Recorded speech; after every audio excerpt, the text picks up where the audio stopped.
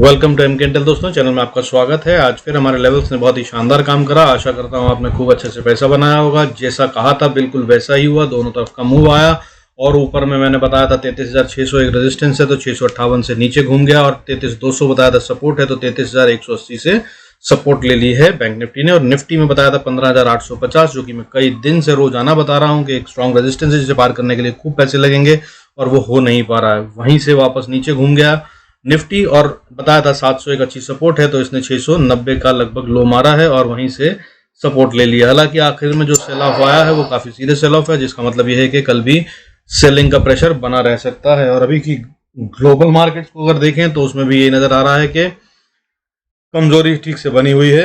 देखते हैं कि क्या होगा कल। मुझे लग रहा है कि कल एक बड़ा मूव नीचे की तरफ आ सकता है। Before we move further I request you to please go through the disclaimer. आपसे निवेदन है कृपया वीडियो को रोककर यदि जरूरत हो तो पूरा डिस्क्लेमर देखें। मैं ऐसे भी रजिस्टर्ड एनालिस्ट नहीं हूं।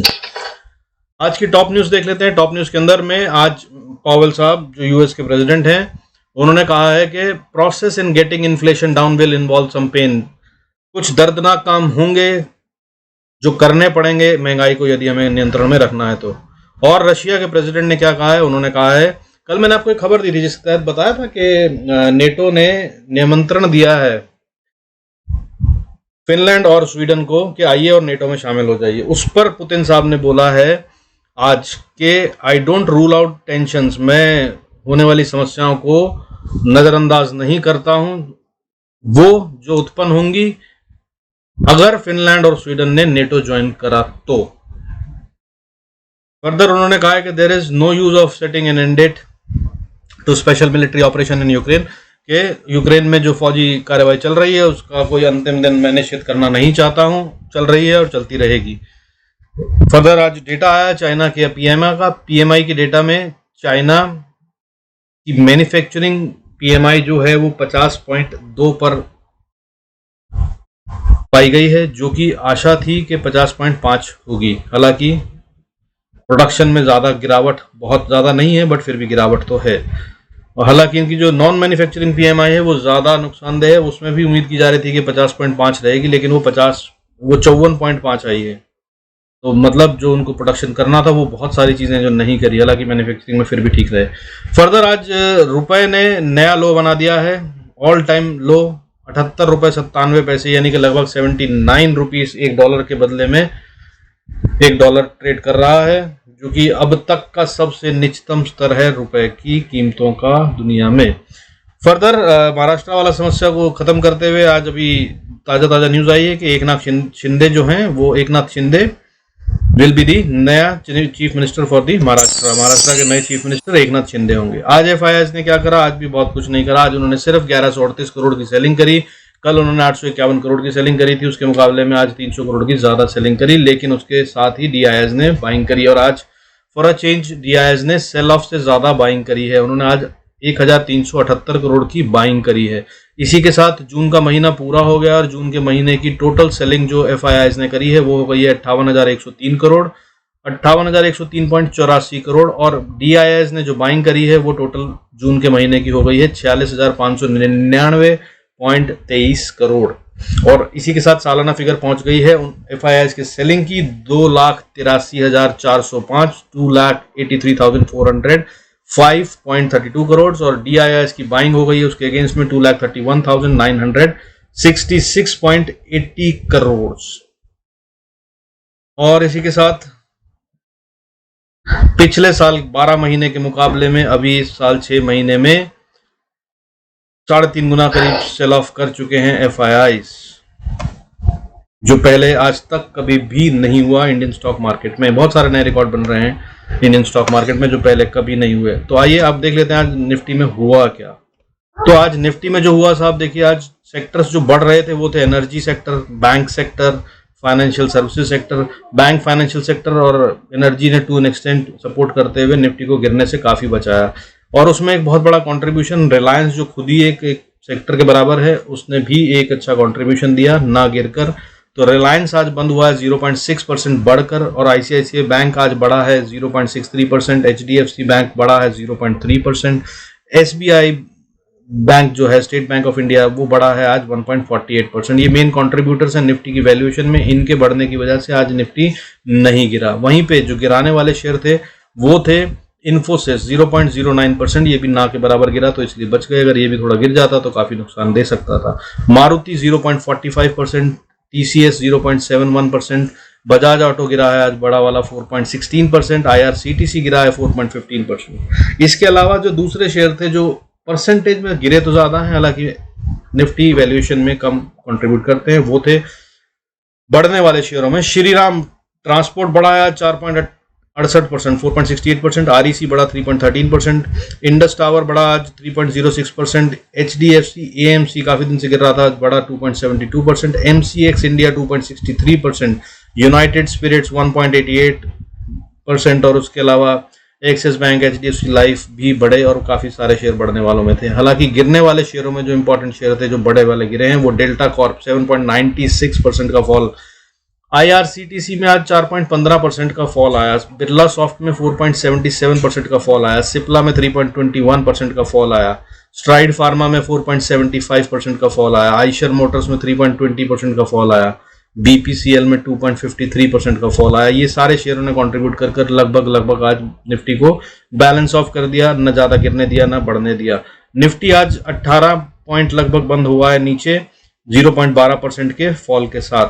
और एक टाइम ऐसा था जब हम 90 पॉइंट ऊपर थे और एक टाइम ऐसा भी था जब हम लगभग 70 पॉइंट नीचे थे। यानी कि टोटल गेम जो आज निफ्टी में हुआ वो 160 पॉइंट का हुआ। और जैसा मैंने कल कहा था दोनों तरफ का मूव आएगा, वो आया और जो लेवल्स बताए थे वो परफेक्टली ऑनर हुए और उसके हिसाब से अगर आपने ट्रेड किया होगा तो अच्छा पैसा बनाया होगा। और अगर आपने अभी भी इसके बाद भी इन लेवल्स के साथ पैसा नहीं बनाया है तो दोस्त मेरी सजेशन में आप please work on your psychology. इसका मतलब आप गलत एंट्री करते हैं और उसके बाद घबराहट में शायद जल्दी अपने स्टॉप लॉस आने से पहले ही बाहर निकल जाते हैं या फिर छोटा प्रॉफिट लेकर बाहर निकल जाते हैं। Do take care of that. Further bank Nifty में आज क्या हुआ, बैंक निफ्टी आज 155 पॉइंट ऊपर बंद हुआ है 0.47% के गेन के साथ। इसने आज काफी सपोर्ट करके निफ्टी को बचाया। क्लोज हुआ है 33,425 पे और एक टाइम ऐसा था जब हम 390 पॉइंट ऊपर थे बैंक निफ्टी में, जो कि आखिरी में बंद होते तक 155 पॉइंट रह गई। और आखिरी में एक बहुत अच्छा फॉल या बड़ा फॉल कई सारे बैंकों में देखा गया, जिनमें से आईसीआईसीआई बैंक, एक्सिस बैंक भी थे, एसबीआई में भी एक अच्छा फॉल आया आखिर में और ये काफी नुकसानदेह हो सकता है कल ये अगर कंटिन्यू रहता है तो नजर रखिएगा इन शेयरों पर। और मैंने कल जो बताए थे उन शेयरों के अंदर में एक अच्छा खासा मूव आया है और वो सारे शेयर बढ़िया चले हैं, इसलिए आज इन शेयरों पर मैं फिर बता रहा हूं तो कल नजर रखिएगा। आज जो है मैं ये कहना चाहता हूं कि आप इस ध्यान रखिएगा, जो रेंज में बताऊंगा उस रेंज को ले लीजिएगा और उसके बाद एक बहुत बड़े मूव की मेरे को उम्मीद और आशा नजर आ रही है। Be cautious and careful. और आज बहुत बड़ी राइटिंग हुई है ऑप्शंस में, पुट में भी और कॉल में भी 15,800 के लेवल पे, हालांकि 16,000 पे भी हुई है, बट अगर मैं सबसे ज्यादा बोलूं तो 15,800 के लेवल पे ये क्रिटिकल लेवल रहेगा आने वाले पूरे हफ्ते के लिए, इस पे नजर बनाए रखिएगा। फर्दर अगर रेंज की बात करूं तो वही 850 और नीचे 700 निफ्टी के लिए ध्यान रखिएगा। जिस तरफ से ब्रेकआउट या ब्रेकडाउन दे उस तरफ का ट्रेड ले लीजिएगा और अच्छा पैसा बनाने की कोशिश करिएगा लेवल्स के हिसाब से। फर्दर बैंक निफ्टी में 33,180 नीचे की सपोर्ट बड़ी वाली स्ट्रांग बनती है और ऊपर में 33,750 एक बड़ी वाली रेजिस्टेंस बनती है, नजर रखिएगा। Before we move on further, I request you to go through the disclaimer. Welcome to MKintel. आइए देख लेते हैं अब बैंक निफ्टी और निफ्टी उसके लेवल्स। तो निफ्टी की कहानी जो मैं बता रहा हूं आपको, साहब देखिए 735 के करीब बंद हुआ है और 700 क्रिटिकल लेवल है। ऐसा लग रहा है कि कल गैप डाउन ही दे देगा, तो अगर इसने 700 के नीचे ओपनिंग दे दी तो आप सेल ऑफ कर सकते हैं, लेकिन ध्यान रखिएगा अगला लेवल जो है जहां सपोर्ट है वो 690-80 के आसपास आती है, तो उसके बाद ही अगर ट्रेड लें बड़ा गैप डाउन होने के बाद तो अच्छा होगा। अगर ये कहीं फ्लैट खुलता है 735 पे तो फौरन नजर रखिएगा और सेल ऑफ कर लीजिएगा और 700 को अपना स्टॉप लॉस मान लीजिएगा। 15,700 will be a stop loss and play for down side. नीचे की तरफ के लिए खेलें 700 को स्टॉप लॉस बनाकर। अब अगर वैसे रिवायत के अनुसार मैं ऊपर के लेवल और नीचे के लेवल बता देता हूँ कि क्या क्या होंगे। तो अगर ये ऊपर जाना चाहता है तो भाई पहली रेजिस्टेंस जो आ रही है अब 750 बन गई है, इसको इसे भी पार करना मुश्किल होगा। क्या किसी तरह से गैप अप हो सकता है? अगर हो गया तो फिर अलग बात होगी, लेकिन चांसेस इसके ना के बराबर है। मुझे ये नीचे गिरता हुआ ही नजर आ रहा है, लेकिन 750 को अगर ये पार कर ले किसी तरह तो अगली रेजिस्टेंस जो आती है वो 800 पे फिर से एक रेजिस्टेंस आ जाती है और अगर इसको पार करें ऊपर तो फिर 830 पे फिर रेजिस्टेंस है और फिर उसके बाद अगर मैं बात करूं तो 850 एक बहुत स्ट्रांग और स्टिफ रेजिस्टेंस है जिसे मैं कई दिन से कह रहा हूं और अब मैं इसको बोलूंगा कि 850 से 900 अगर हो सकता है किसी झटके में ये 850 के ऊपर चला भी जाए तो भी बाय साइड पे मत रहिएगा। 900 को पार कर अगर 15 मिनट ट्रेड कर ले तभी बाय साइड की पोजीशन लीजिएगा, नहीं तो ट्राई एंड अवॉइड इट, ये वापस गिर जाएगा यहाँ से। और अगर इसके ऊपर जाना चाहता है तो फिर अगली रेजिस्टेंस जो है वो 15,900 के बाद 930-40 से 950 के बीच में आती है। 930 से 950 इसको पार करना इसके लिए बहुत ही मुश्किल होगा अभी फिलहाल, और अगर इसको पार कर ले तो फिर अगली रेजिस्टेंस 16,000 पे फिर से आ जाती है। अब नीचे की तरफ के लेवल देख लेते हैं। अगर नीचे की तरफ जाना चाहता है तो 700 एक सपोर्ट है जो मैं बता रहा हूँ बहुत स्ट्रांग है। 700 से 680 को बहुत बड़ी स्ट्रांग सपोर्ट मान रहा हूँ, इसको नहीं तोड़ना चाहिए। और कहीं अगर ये नीचे टूट जाए और गैप डाउन हो जाए तो बॉस फिर इसके लिए आप 700 का स्टॉप लॉस लगाकर 700 या 710 का स्टॉप लॉस लगाकर नीचे की पोजीशन बना सकते हैं, डाउन साइड की पुट खरीद सकते हैं और एटीएम में खेलिएगा एट द मनी। यानी कि अगर ये 700 पे आप देखें और 700 पे एंटर करना चाहते हैं तो 700 पे ही पुट को लीजिएगा, 700 की पुट को ही लीजिएगा क्योंकि कल फ्राइडे है, ऑप्शंस के प्रीमियम गिर सकते हैं। हालांकि SGX निफ्टी जो है अपना विक्स जो है वो इस तरह से इंडिकेट कर रहा है कि कल हो सकता है ऑप्शंस में प्रीमियम ऐड किए जाएं, ना गिने, बट फिर भी समझदारी जो होती है फ्राइडे को यही होती है कि एटीएम में ही, एटीएम ऑप्शन में ही ट्रेड किया जाए।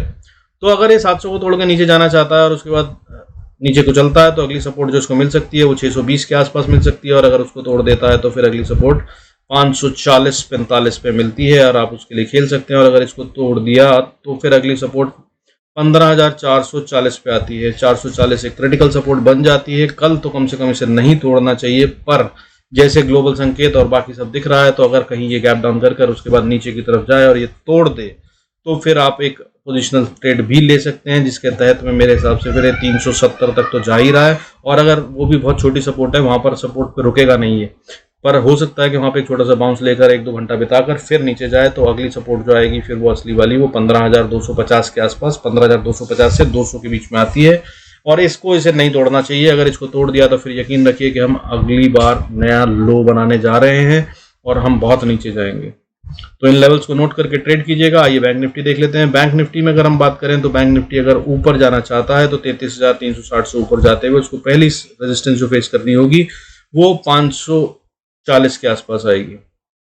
हालांकि अगर मैं बोलूं तो एक छोटी रेजिस्टेंस उसको 430 पे भी आएगी, लेकिन वो 430 को अगर ये पार कर जाता है, शायद गैप अप या गैप डाउन होगा कल, तो बहुत चांसेस हैं कि इसके ऊपर ही खुले। तो उसके बाद फिर पहली सब रेजिस्टेंस 550 पे और उससे अगली रेजिस्टेंस 600 पे। 600 को अगर पार कर लेता है तो फिर एक थोड़ी स्ट्रॉन्ग रेजिस्टेंस क्लस्टर टाइप बन रहा है ट्रेंड लाइन के हिसाब से, जो कि 730-40 पे बनती है। इसको इसे पार करना मुश्किल होगा और अगर इसको पार कर लेता है तो फिर ये गैप फिल करने कम से कम ऊपर 820 तक तो आ ही रहा है। 820 को छूने के बाद ये अगली कोशिश जो करेगा वो 33,990 से 34,000 की करेगा और उसको 34,000 को पार कर 34,150 तक ये अटक जाएगा। यहाँ से पार जाना इसके लिए बहुत मुश्किल होगा। ये लेवल्स पे कल ट्रेड कीजिएगा, इन लेवल्स पे वापस घूम सकता है, नजर रखिएगा। और मेरे को कहीं से भी नहीं लग रहा है कि इनमें से कोई लेवल आएगा, मुझे लग रहा है कि नीचे की तरफ जाएगा। तो आइए नीचे के लेवल देख लेते हैं। तो नीचे के लेवल में 33,360 से अगर ये नीचे आता है तो पहले एक हल्की फुल्की सपोर्ट जो है वो 260 पे आ सकती है। 260 को अगर ये तोड़ता है तो फिर ये 33,200 पे आ जाएगा। और कहीं अगर इसने 33,200 से नीचे जाते हुए 150 को तोड़ दिया, 33,150 को, तो फिर भाई सीधा इसका लेवल जो अगला आ रहा है वो आप उसके लिए ट्रेड ले लीजिएगा। 33,000 कम से कम 150-200 पॉइंट छोड़ेगा ये वहां से। और 33,000 साइकोलॉजिकल सपोर्ट भी बनती है और एक अच्छा टेक्निकल लेवल भी निकल रहा है, तो हो सकता है कि यहाँ से बाउंस ले ले, जिसकी मुझे फिर भी कम आशा नजर आ रही है। अगर इसको तोड़ता है 33,000 को तो ये नीचे फिर जा रहा है अगले लेवल पे 32,830 के बीच में आकर रुकेगा। अगर रुका तो वो भी थोड़ी सी ही देर के लिए, क्योंकि ये बहुत स्ट्रांग सपोर्ट नहीं है। फिर उससे अगली सपोर्ट जो बनती है वो 32,630 की बनती है और अगर इसको तोड़ दिया तो फिर हम एक अच्छे खासे लेवल के लिए 32,400 तक के लिए ओपन है। और इसको तोड़ने के बाद अगला लेवल जो है सपोर्ट का वो 32,200 से 250 के बीच में आएगा और ये फाइनल सपोर्ट होगी। 200 पे थोड़ा रुक जाइएगा, हो सकता है यहाँ से बाउंस करे, 50 पॉइंट 30 पॉइंट नीचे ऊपर हो सकता है। लेकिन अगर कहीं इसने 32,150 को तोड़ दिया तो फिर हमारे 30,000 का घर खुल जाएगा, याद रखना। फिर उसके बाद बैंक निफ्टी बहुत जल्दी और बहुत तेजी से 1,000-1,200 पॉइंट छोड़ सकता है। मैं नहीं कह रहा कि ये कल ही हो जाएगा, पर ये हो सकता है कि आने वाले 2-4 दिन में अगली एक्सपायरी से पहले पहले हो जाए। So keep an eye, do good trades, be profitable. See you in next video. अगर आपको लगता है किसी भी तरह से ये वीडियो आपके काम आ रहा है और सपोर्ट कर रहा है तो आप प्लीज़ इसको लाइक कीजिए, सब्सक्राइब कीजिए, मुझे भी सपोर्ट मिलेगा। Thank you so much, see you in next video, God bless us all.